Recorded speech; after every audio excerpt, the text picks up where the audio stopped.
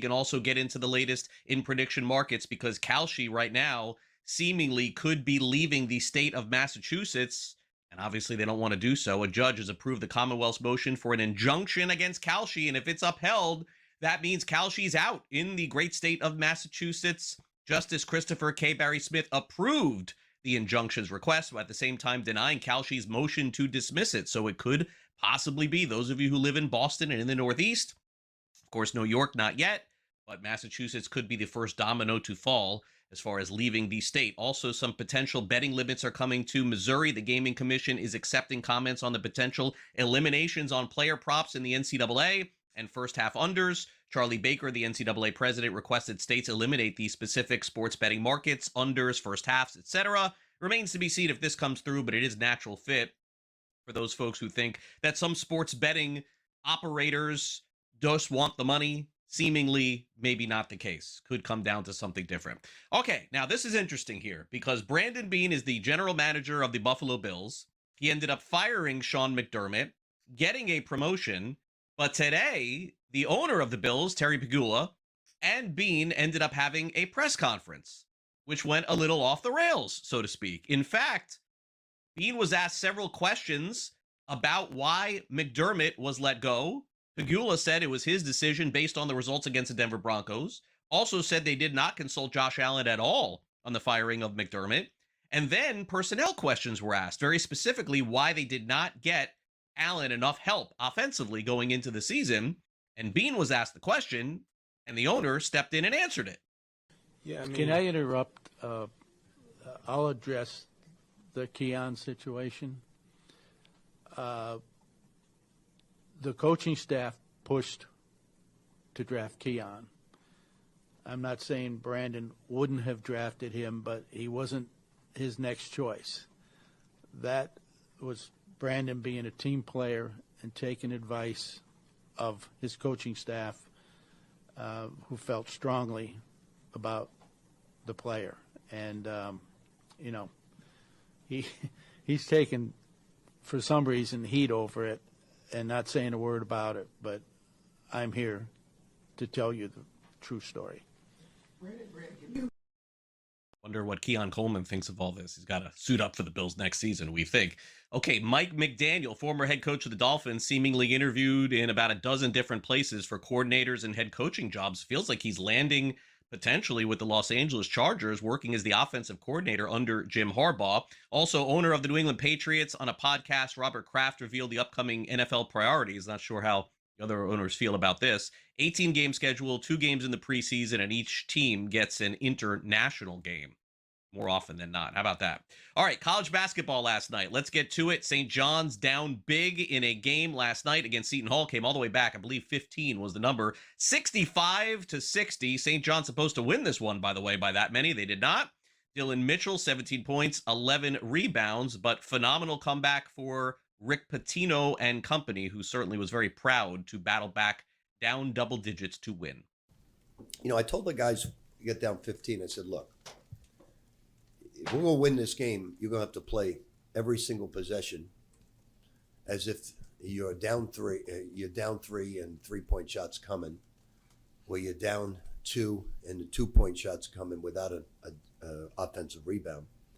I said, but you may get in the NCAA tournament and you may not have it like we don't have it tonight. So you're going to go home or you're going to win the game. And that was the challenge I said to them. You're down 15. You're going to go home, NCAA tournament, say goodbye to everybody, never see each other again, or you're going to move on. Meanwhile, things not as rosy for Indiana's basketball team as they are for the football team. How about that change? Michigan beats the Hoosiers 86-72 as 16.5-point favorites, so they come up short of the number. Wolverines now 17-1 on the season. They are favorites to win the national championship on the FanDuel Sportsbook right now at plus 390. Here is head coach Dusty May on picking up another blowout win. I think probably that we are continuing to see new things defensively, and for the most part, we've been able to figure out solutions to team issues. Now, they did a nice job of isolating us tonight, and they got some baskets one-on-one, so we'll have to fix that. And then offensively, that these teams are sending everyone back. And I think it's a smart game plan. I mean, obviously Indiana's very well coached. So well, Indiana wasn't even crashing boards. They were just. Which takes, it's a give and take. Obviously, they're sending everyone back because they don't want us in transition. Right. And so we've been so lethal and effective in transition. So now, because they're taking that away, we're having to figure out ways to be effective and efficient in other ways other than that was what we're trying to get at. And so credit them. I mean, I think it's a smart game plan. We're going to see everything under the sun. But for us to figure out ways and to get these reps getting organized and finding what we need to find is I think we've done it really well at times. Not where we need to be, but we're not where we need to be yet either. Arkansas sends Vanderbilt to their second straight loss in a row. Another blowout, 93-68. Vanderbilt ranked 15th in the country, down from inside the top 10 last week. Arkansas 1.5-point favorites, 6 Razorbacks in double digits, arguably one of the best wins of the season for John Calipari. I don't know what to tell you. Why? Do we get arrogant, win a game, play well, and then go and just act like the other team's going to lay down? Are we looking for the easiest way? I don't want to come in every day ready to play. I just wanted to, when you have a chance to being a special team and individually, you have a chance to change your life forever, and you just, I didn't feel like it today. I don't get it. I don't understand it. This team bringing DJ off the bench was for one reason. I needed to get him going. So I wanted him to be the point guard. I don't know. They won the game by 50. Not really 50, but you get my point. How about this one yesterday? Michigan State beats Oregon 68-52. Tom Izzo, visibly upset on the sidelines, told one of his players that he could not guard his mother. It was picked up on audio for everyone to hear during the game. Here is Izzo after the game. At one point in the huddle, you yelled at one of your players that he couldn't guard your mother. My mother's 99 and a half. Did she have some game? No, that's the sad part. She doesn't have game, and he still couldn't guard her. Well, the other thing I wondered is when you say something like that, crack a joke. Oh, I was serious as a jaybird. So yeah, so he has. We're all flying back to East Lansing. He's flying to Appleton. Check USA Today tomorrow. Him and my mom will be going at it in a nursing home in a gym, and we'll see how he does. 90 years old.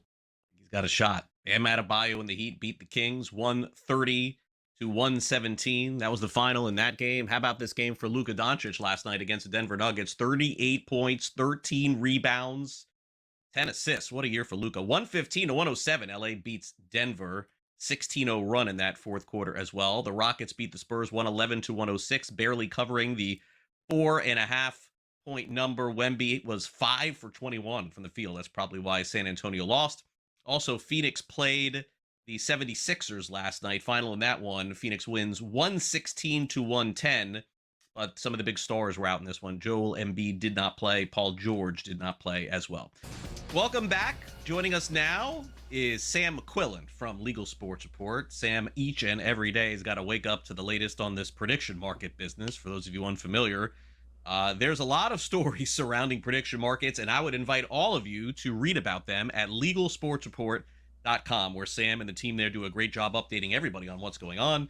Sam, great to have you back here on Newswire, this midweek edition of the show. Let's start off here where it appears as though, and again, we don't know how these things are going to work themselves out, but Massachusetts is a big state. Boston is a very prominent sports town. If Kalshi is forced out of Massachusetts, I wonder if this is a domino of many to fall, so to speak. I guess we'll see. Yeah, and I'll add to that, Craig. We'll note it's happening right as the Patriots are, in the conference championship as well, and then potentially a Super Bowl. So could be losing out on some money there as well. But this week, Massachusetts court coming out and allowing the state, giving it a preliminary injunction, which would basically stop Kalshi from offering its sports prediction markets in the state as soon as Friday is when it's supposed to be in force.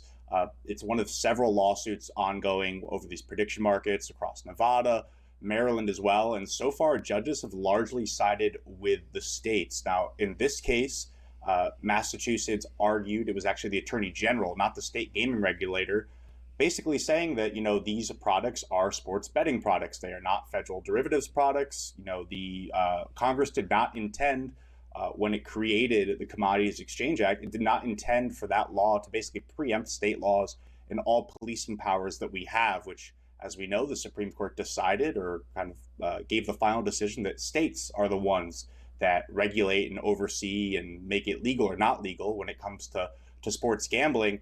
Kalshi arguing, saying that the Commodities Exchange Act actually allowed a carve out or an exemption for our product because it is a financial exchange. While it wasn't stated expressly in the law, it's kind of implied. That's the real kind of battle here, or controversial topic, is whether Congress intended to do this or not. Kalshi arguing it did. The court so far saying that, we're not satisfied with Kalshi's interpretation. It seems overly broad. Now, Kalshi has until noon this Friday to either request a hearing with the court, which could result in some further action, or what's more likely to happen is they could request a stay and then appeal it to the Massachusetts Appeals Court. This is already in the Superior Court, so it's pretty high and it's moving along, but it's pretty significant that, again, a big state like Massachusetts would rule in favor of the state itself, allowing it to stop Kalshi from offering its product. Really interested to see what happens from here. They actually cited another case in Nevada, which was a similar ruling against Crypto.com. So it seems like so far, kind of in this slow process of state courts where we've seen this played out, and we've talked about it could take for years. So far, it seems like the courts are mostly siding with the states. Whether or not, if it eventually gets to the Supreme Court, they take that into account. You never know these days what the Supreme Court is going to do with the way it's been stacked and repacked and changed around, and certainly won't know what it'll look like in a couple of years from now. But so far, states starting to win in this case. The next step will be it actually being enforced, which, again, we'll come back to Friday, see what Kalshi does.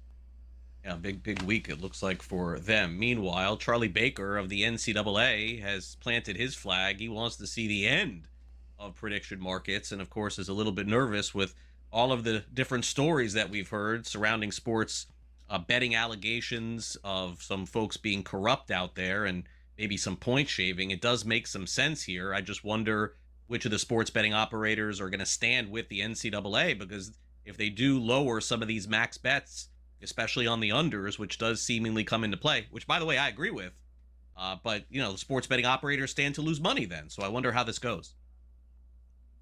Yeah, in light of these recent scandals that we've talked about over the past couple of weeks, with I think like 30 plus players in college basketball being involved in this FBI indictment with point shaving and whatnot, like you mentioned, Craig, the sports books are now facing pressure to tweak their bets, change and restrictions, and add different things to kind of combat this. It's a good thing. Certainly, this activity was flagged, and it was flagged because it happened on these legal sports books.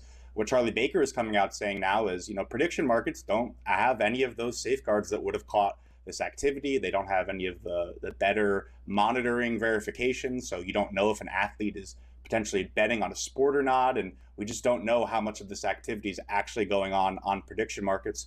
What he's asking the CFTC to do, again, that's the agency that's supposed to regulate these prediction markets, is create a robust set of safeguards similar to what states require of sports books that involves all of that stuff. A lot of these prediction markets say they already do third-party monitoring, but none of it is actually required. There's no ruling body. The CFTC has largely just let the status quo be sort of a laissez-faire environment where these prediction markets do things and then people react. You'll recall maybe a month ago we talked about Kalshi moving to list a market on transfer portals or transfer portal decisions by athletes, which was really alarming. The NCAA came out against that, said it's really, just idiotic and stupid they would try to do that.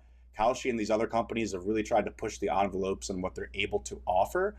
It hasn't been listed yet, but it's just another kind of thing that this NCAA has come out and said, hey, we need rules to safeguard and prevent this stuff. We just want the CFTC to do something rather than let the status quo be, because again, they said the status quo cannot be what just continues going forward. But this could be, I don't think this would actually happen where these prediction markets are banned explicitly from offering these college props, at least not anytime soon, but it would be a really big blow to their business. Notably, Hold Crunch came out this week and said that the college football handle is actually about only 1.2 times as much as the NFL, or rather the NFL is 1.2 times as much as college football.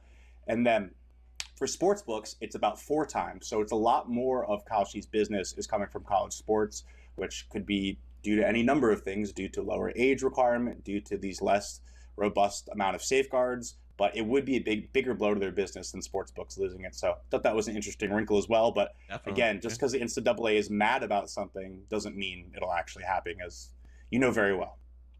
Yeah, I mean, a lot of talk and sometimes action, sometimes not. Speaking of which, big action here. PrizePicks getting purchased, and it's a fascinating time, by the way, to buy into some of these operators as well. I know you can certainly read more about this over at legalsportsreport.com. All cash purchase, that raises some eyebrows naturally. It means that there's a company that's all in. Yeah, that company is Allwyn, which is a international lottery and gaming operator started in the Czech Republic. They own several businesses across the world, and they actually operate the lottery in Illinois. But they bought 2/3 of PrizePicks this week for about $1.5 billion in cash, like you mentioned.